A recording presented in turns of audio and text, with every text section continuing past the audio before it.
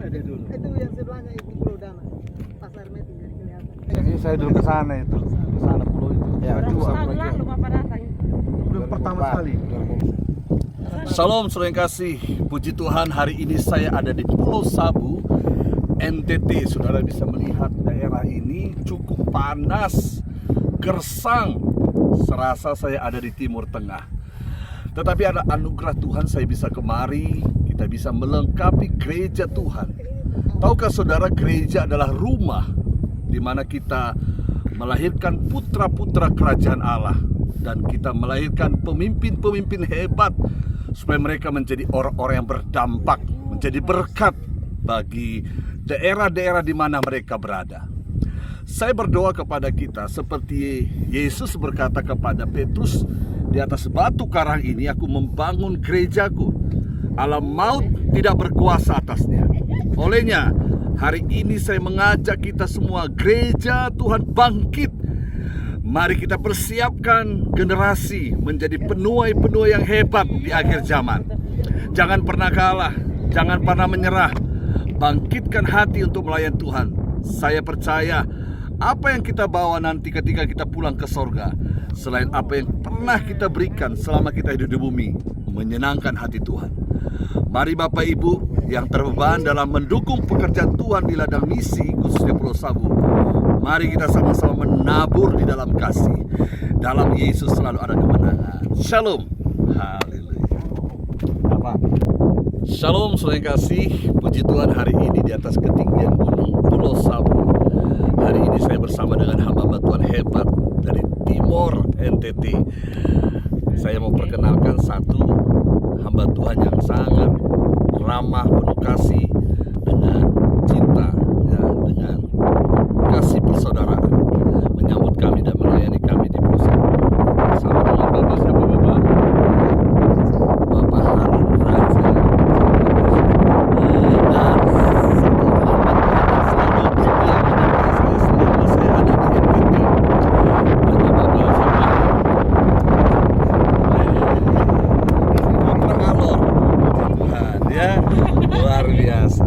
Saudara, hari ini saya mau berbicara ngobrol sedikit. Bagaimana sebenarnya awalnya Pak Jimmy? Kenapa Pak Jimmy dari Alor kok tiba-tiba punya kerinduan ke Pulau Sabu? Saya juga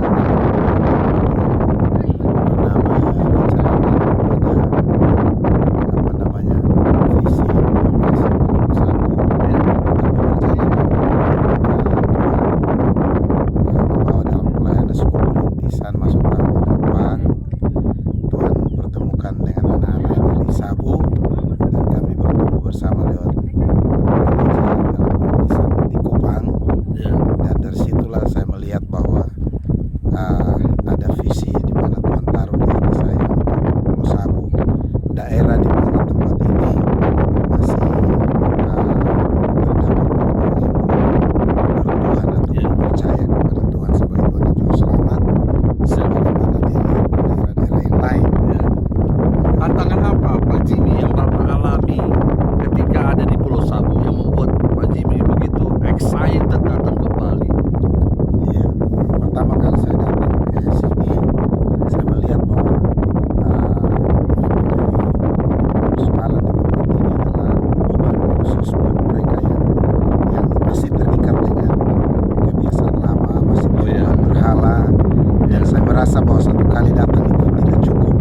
Pertama kali datang kami dapati ada 6 orang yang kita injili, dan sebelum saya pulang ada 3 orang yang kita baptis. Mereka terima Yesus sebagai Tuhan dan Juru Selamat. Ya.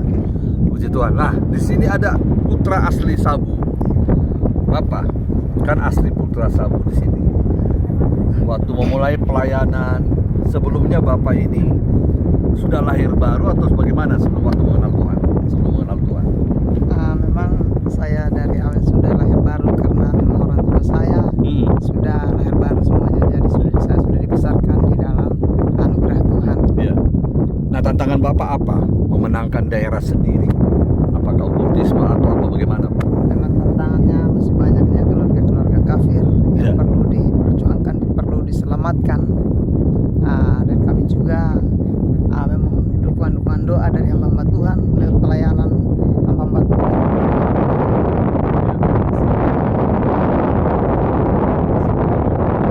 Ya.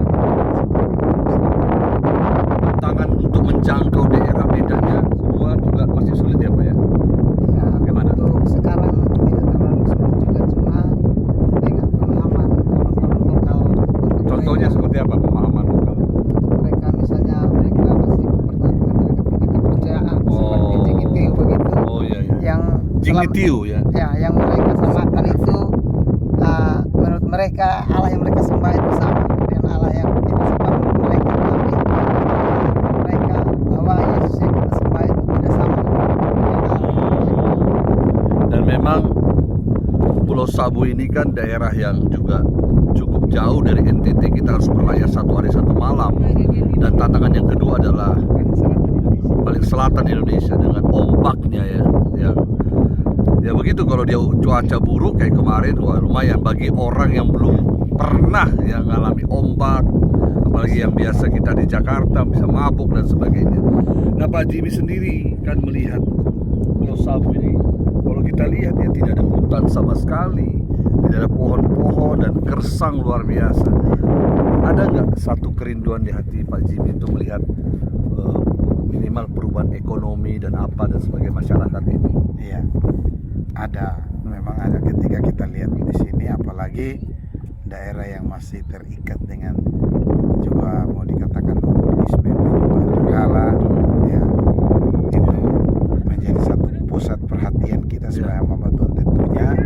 Tapi kita juga tidak bisa pungkiri bahwa kondisi ekonomi bahkan kehidupan masyarakat di tempat ini yang juga menjadi perhatian kita juga.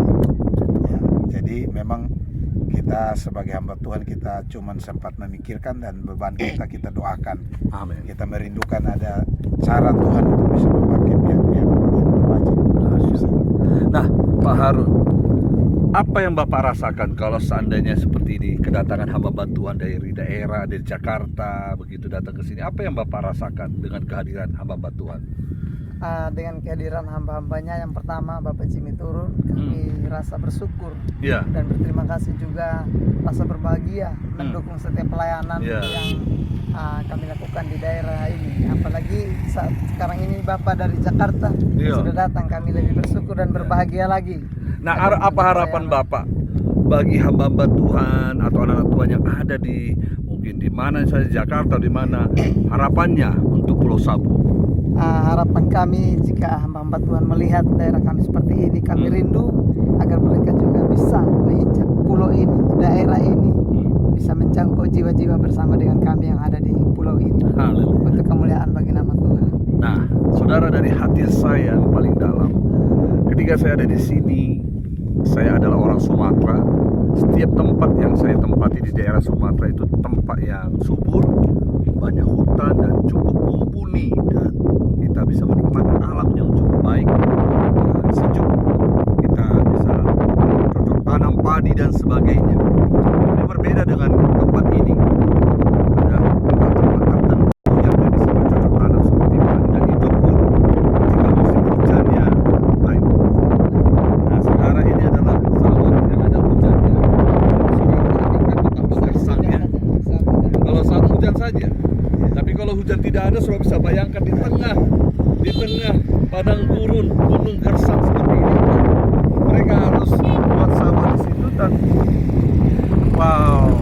Dan inilah doa saya bagi kita semua anak-anak Tuhan, hamba-hamba Tuhan. Mari kita pergi lawat Indonesia. Indonesia butuh Injil. Injil bukan sekedar nasihat. Injil bukan sekedar motivasi.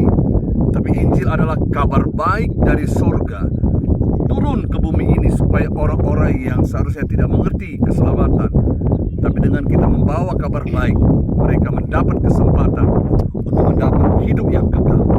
Doa saya, doa kami hamba Tuhan hari ini, saya sangat berbahagia, sangat bersukacita dapat melayani di Pulau Sabu NTT. Welcome to Pulau Sabu. Haleluya. Shalom.